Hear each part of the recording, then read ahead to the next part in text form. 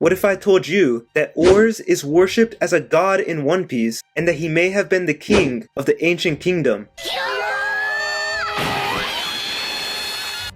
If you want to see why I believe this, then stay tuned. Also, please remember to help a fellow One Piece brother out. Be sure to hit the like and subscribe button, and even hit the bell icon if you want to be notified for more theories like these. Thank you very much, guys, and now let's get into it. So to start this theory off, I'd recommend checking my video on why I believe Oars is Joyboy, because it all ties in to this theory as well.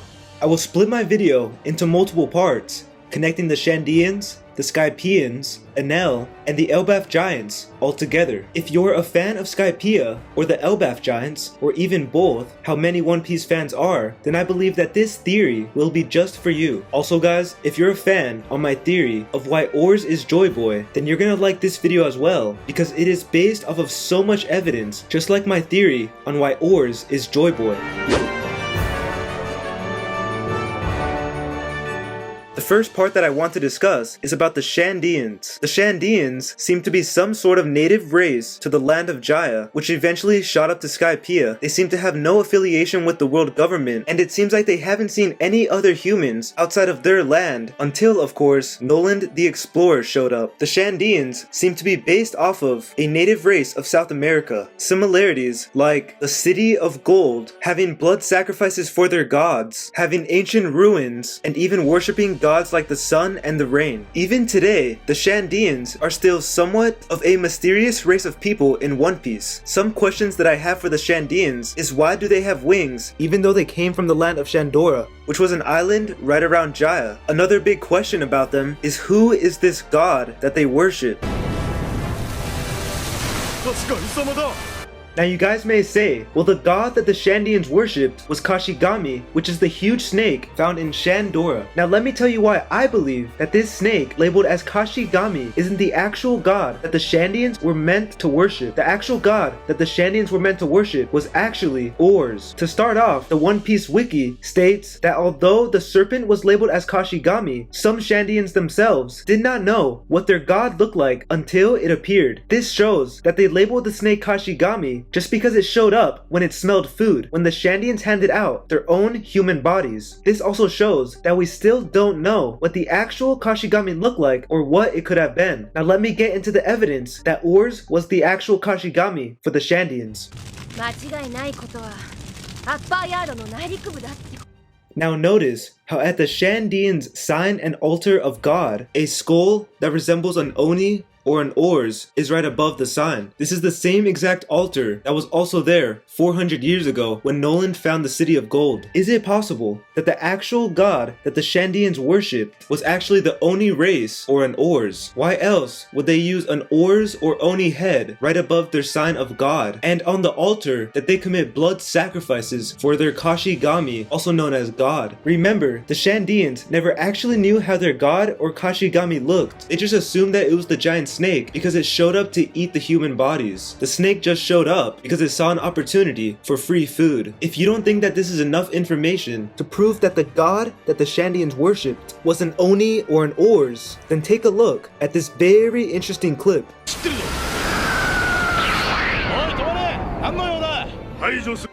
In case you didn't notice, Wiper is literally wearing a mask of an ogre, Oni, or an Oars. The mask even looks a lot like something that the little pirates wear. Now why would Wiper be wearing an Oars or an Oni mask? How would he even know what Oars and the Oni race even look like? Personally, I don't believe that he made this mask. I believe that it was probably a tradition passed down from many generations, just like the tradition of having an Oni head on top of the sign of God at their sacrifice altar. Another parallel from this Wiper scene is that it may have foreshadowed either the end of the Void Century or Oars losing to the Celestial Dragons. For this foreshadow, think of Wiper as Oars because he is wearing an Oni or the Oars mask, and then think of the Sky Knight as the gods or the Celestial Dragons because his previous title was literally God.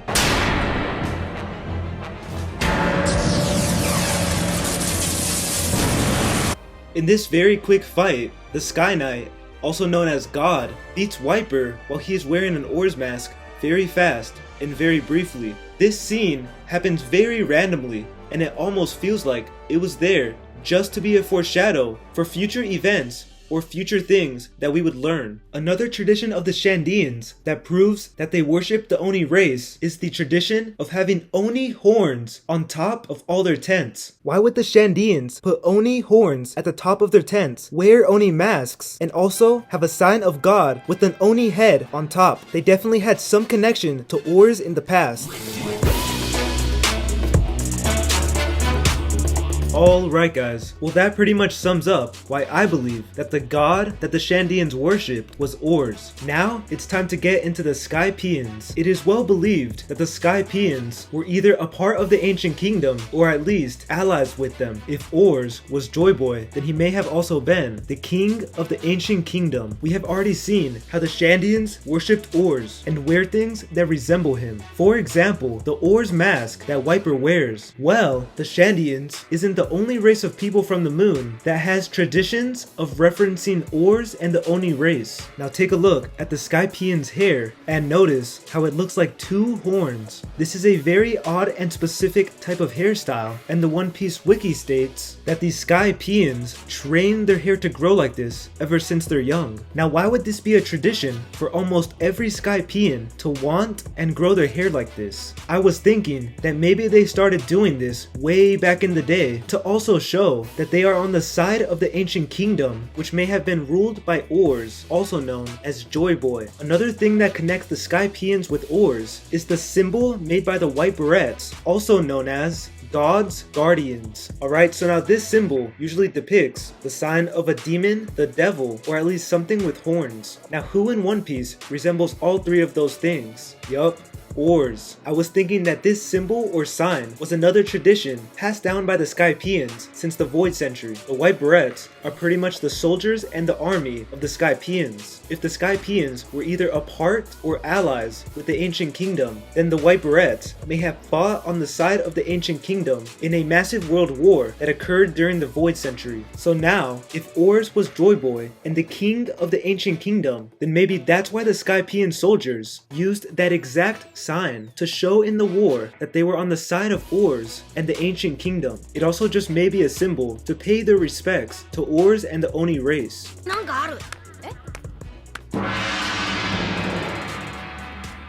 If you still believe that the Skypieans putting their hair in two antennas and using the devil horn sign logo is a coincidence, then check this out. The Skypieans have a statue that looks like an Oars. They call it a Vars. Konis explains to Luffy, Sanji, and Usopp that the Vars and Oni statue is an object of eternal admiration to the inhabitants of the sky. After that, Luffy calls them weird for worshipping it, and then Konis tells Luffy that Blue Sea people wouldn't understand. The Skypieans either worshipped Oars as a god or were very close to him and loved him so much that they even built statues for him and still worshipped him 800 years later. If you don't believe that the Vars statue and Shandian sign of God are connected, then how come when Luffy first goes into Upper Yard, there's a bunch of Vars statues and God signs with Oars heads right around each other? Another thing that is interesting about this scene when Luffy, Usopp, and Sanji go into Upper Yard is the fact that Sanji says that the trees in this area must have taken 1,000 years to grow. If the trees actually are 1,000 years old, then maybe the Vars statues and the god signs are also 1,000 years old. Another interesting thing about the Vars statue is that it is one of the very last panels of Skypiea. I believe this shows some sort of importance to the statues because in Skypiea, the statues seemed very random and not very important. If they weren't important in the arc of Skypiea, then I wonder why one of the last moments and panels of the whole arc is with them. Maybe it's because they will be very important in the future. Another thing that I wanted to mention is that we know that the Shandians were part of the ancient kingdom because they have poneglyphs. Robin also states that the city of Shandia may have fought in an ancient war.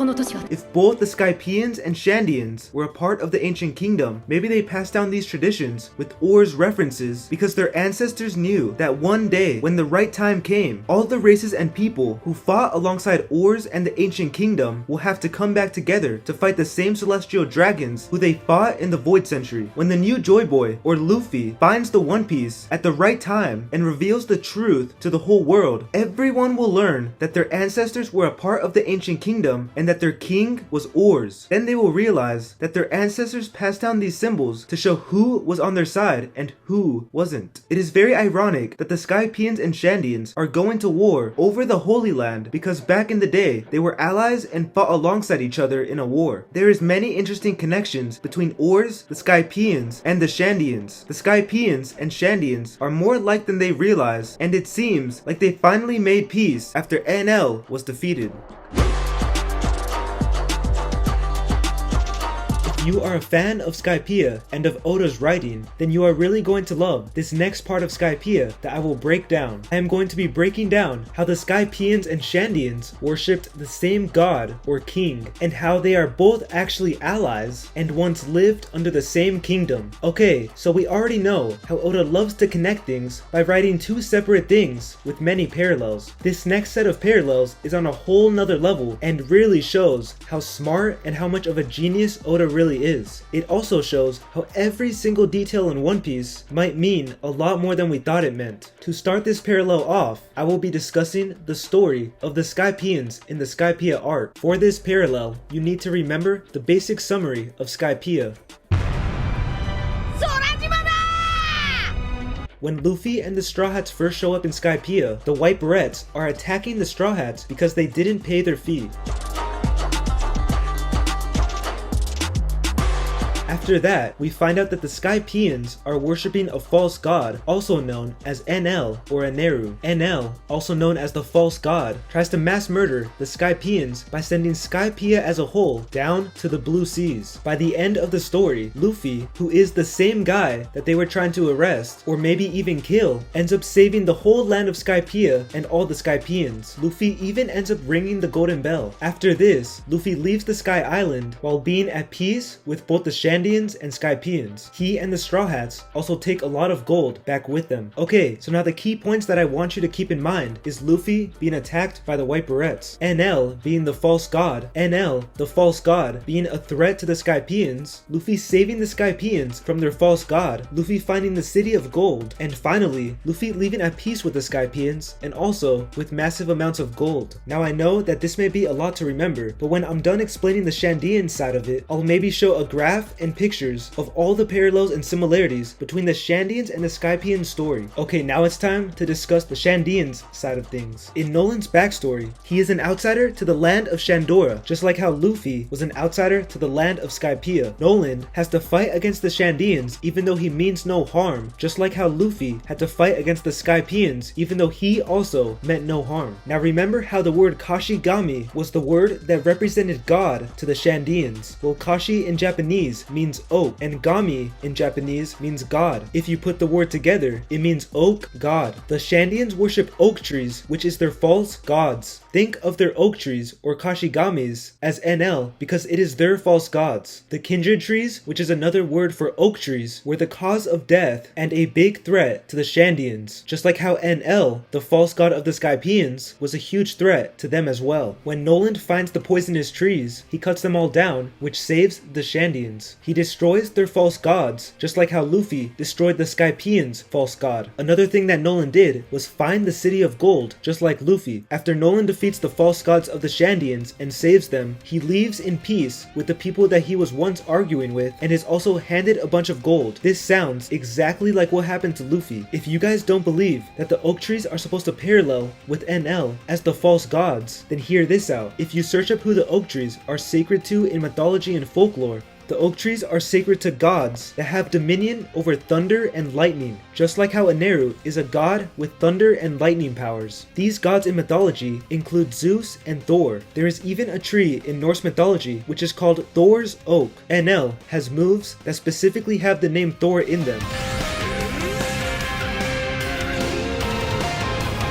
Oda is a true genius for having this amount of lore and parallels in Skypiea. Okay, so now back to why Oars is the real god to Skypiea and Shandia. Both the Skypieans and Shandians have the same story of being threatened by false gods. Since both of their false gods have been revealed, now all that's left in both of their stories is the reveal of their true god as well. 空に住む人々の永遠の憧れそのものです。If the Skypieans and Shandians god is the same, then it must be Oars. Remember, the Shandians have Oars or Oni heads at their sacrifice altars, and the Skypieans have a Vars statue that looks like an Oars or an Oni that they worship.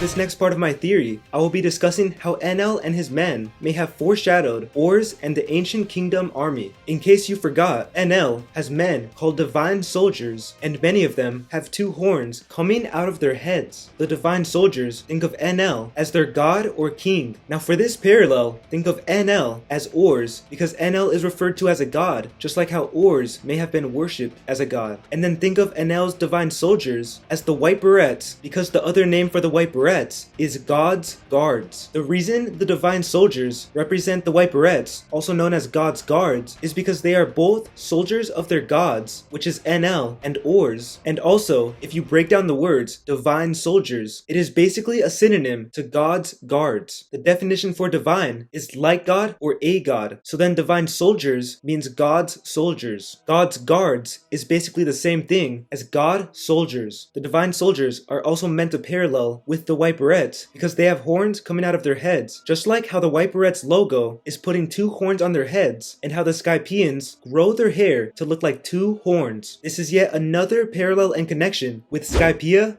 Oars, Joyboy, and the ancient kingdom.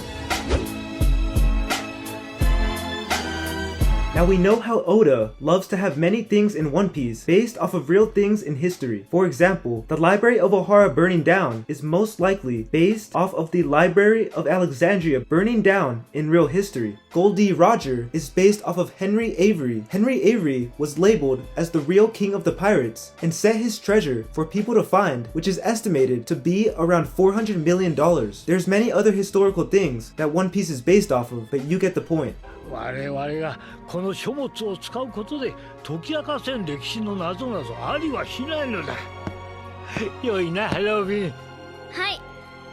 Before I start this next part of my video, I just wanted to state that I do not mean to judge, make fun of, or offend anyone's religious beliefs, and that what I will be claiming is just a theory in real life. Although it is just a theory, Oda still seems to know a lot about religion, culture, and myths. I believe he was inspired by this story and theory of two religions in the real world. So for this connection of what the story of Skypiea is based off of, think of the Shandians as the Aztec or the native Mexicans in the real world, and then the Skypieans as the Spaniards or the Spanish conquistadors. So there's a story in real life that when the Spanish conquistadors found and met the Aztecs thought that the Spanish conquistadors were either their god Quetzalcoatl or people sent from Quetzalcoatl. The Aztecs thought this because the Spanish were wearing the cross of Christianity. The Aztec sun god, Quetzalcoatl, is represented by a cross, just like how the Son of God, Jesus Christ, is also represented by a cross. The Aztecs did blood sacrifices for their sun god, Quetzalcoatl, just like how the Shandians did blood sacrifices for their god, Kashigami. That is the brief story of what the Spanish said back in the day, but since then, archaeologists and anthropologists have connected many more dots with the Christian beliefs and the Aztec beliefs, with Jesus and Quetzalcoatl. Similarities that anthropologists have found is that both were crucified, both were born from a virgin, both were resurrected, both are associated with the light, both shed their blood to save humanity, both are transgressors between the earth and the sky. Quetzalcoatl is the god of the sun, while Jesus is the son of God. And lastly, Quetzalcoatl is even described to be light-skinned and with a beard. There's more things that I can go into, but those are the main points. If Skypiea is based off of a theory in real life that the Spanish and Aztecs worship the same deity, then that means in One Piece, the Skypieans and Shandians also worship the same deity. We already know that Oda bases a lot of his lore in One Piece off of myths and religions in the real world. So why can't Skypiea also be based off of a theory between two religions in the real world? Like I said before, I am not trying to offend anyone's religious beliefs or promote religious beliefs. I am only stating something that I have read about in books and online. Now that I believe I am done talking about Noland for the rest of the video, I just wanted to say one more thing about him that I found interesting, but that has nothing to do with my theory. Do you guys think that Oda called Noland Noland because when he went back to Shandora, there was no land or no land? That had nothing to do with my theory, but I just found it pretty interesting. For anime-only watchers, I'd recommend skipping this part of the video until you have learned about Nika, the Sun God. If you know who Nika is, then feel free to continue. I'm pretty sure the anime shouldn't be that far into Wano until a few more months. Okay, so now just hear me out, guys. Trust me, I know that the picture of Sun God Nika doesn't look like an Oars or an Oni at all, but you might want to consider that Nika may have been Oars after hearing this information. Okay, so now you know that Oars might be based off of Quetzalcoatl. Well, Quetzalcoatl is the sun god to the Aztecs. Remember, the Shandians also worshipped a sun god. Since Oars might represent Quetzalcoatl in real life, what if he is the sun god? He may have been referred to as a god of the world, but different cultures use different ways to describe him as a god. Another reason Oars could be the sun god of One Piece is because the kanji for Oars is this. This same kanji, used in Japanese, is also used for the Norse god Odr. Now, what kind of god do you think Odr was in Norse mythology? Yup, that's right. Odr was the sun god in Norse mythology. なるほど。大胆な仮説だな。 Now I know the picture of Nika, the sun god, doesn't look exactly like an Oars, but this is just its shadow. In my opinion, the shadow also does look like it's a guy made of rubber, since he looks very skinny and his limbs look like they don't have joints. Maybe this is Joyboy, and maybe Oars had the gum gum fruit. We also know that Luffy can shrink and grow with the gum gum fruit.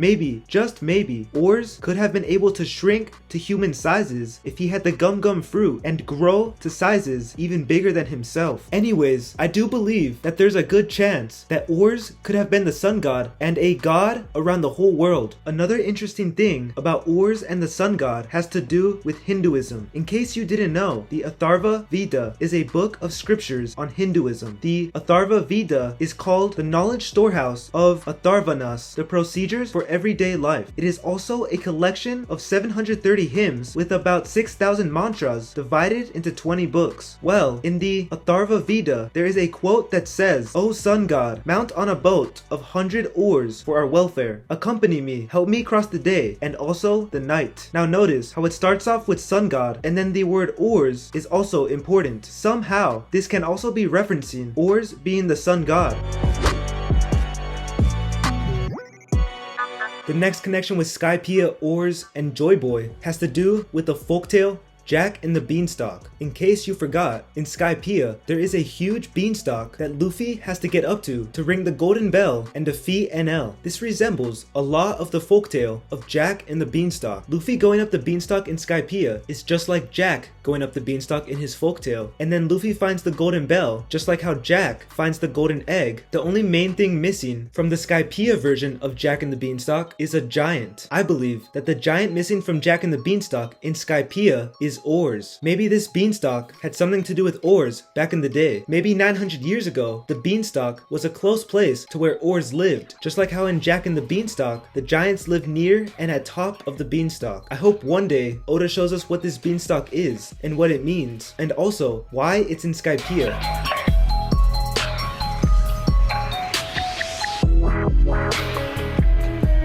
Another thing with the giant jack is that when Shandora shot up to the White Sea, it got stuck on the jack. Maybe climbing the jack is the other way to get to Skypiea. If there is a huge beanstalk in One Piece, I believe that back in the day, Oars and Onis used to live on top of Skypiea and the White Sea. This is probably why there is a Jack and the Beanstalk reference. Another reason for why I believe that an Oars or an Oni lived near the beanstalk is because there is literally a giant Oni in the Skypiea map. The Oni being in the Skypiea map means that an Oni probably once lived in Skypiea. I don't see why else a giant Oni would be in the Skypiea map. Every other creature or thing in the Skypiea map we have seen through the Skypiea journey. So now how come we didn't see a giant Oni in Skypiea?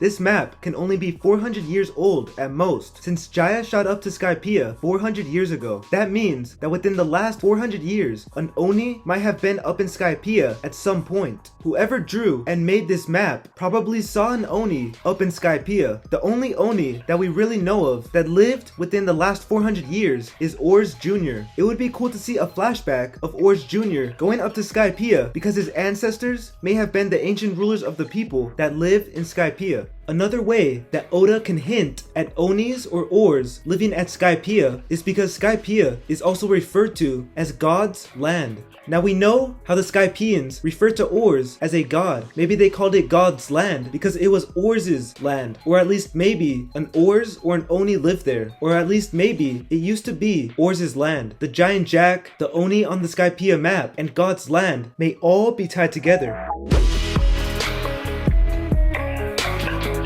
Okay, so now after discussing everything on Skypiea, I also wanted to discuss a connection with the Elbalf giants. Remember how the Shandians wear Oars masks and how the Skypieans put their hair and have signs to resemble two horns? Well, what if the Elbalf giants also wear horns on their helmets to resemble oars? Vikings in pop culture are known to have horns on their helmets, but did you know that Vikings in real life actually never had horns on their helmets? What if in One Piece, the Elbalf giants didn't have horns on their helmets before they met Oars? Maybe after they met Oars, they put horns on their helmets to resemble him, just like how the Skypieans and Shandians also had signs to resemble Oars as well. If you don't believe that the Elbalf giants wearing horns on their helmets is a reference to Oars, then check this out. The only times that I believe we have ever seen the Elbalf giants Jolly Roger is in chapter 118 and 866. In these two chapters, you can clearly see that the Elbalf giants Jolly Roger, or flag, has oars on it, just like how Rox's flag had oars on it and how Blackbeard's flag has the 3 skulls of oars on it. The Elbalf giants even have Oni looking ship figureheads at the front of their ships. The Elbalf giants could have used many things for their flag, but they chose to use oars, just like how Rox did the same thing. For all the Shanks fans out there, guess who else has an Oni as their figurehead on their ship? Yep, the Shanks pirates have it as well. Shanks may have learned some of the history from his crewmates either while they were looking for the One Piece or after they found the One Piece. Also remember that Rox had an Oni as his figurehead as well. You guys already know that I believe that Rox knew some of the ancient history and had an idea of who Joyboy was. I also believe that for Blackbeard and maybe now Shanks as well.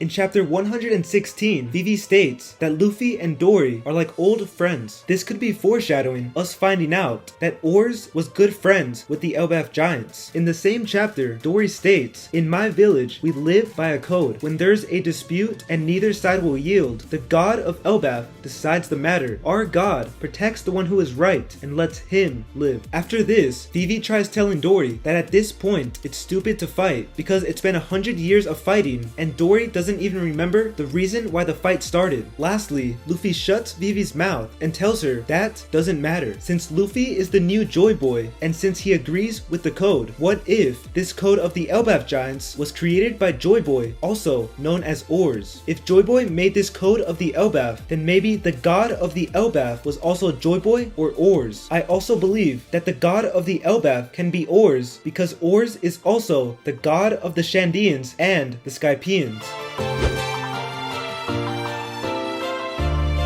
I truly believe that all these links and connections prove that Oars was a god in the past and a god now as well. If you liked this theory and haven't watched my first 2 parts on why Oars is Joyboy, then I recommend watching them because each part is a part of one massive and grand theory. I will continue making more parts on why Oars is Joyboy, and if you liked this theory, then please remember to like and subscribe. Also, comment down below what you believe. I have officially made a Discord server for this channel. Feel free to join, and please have a good day.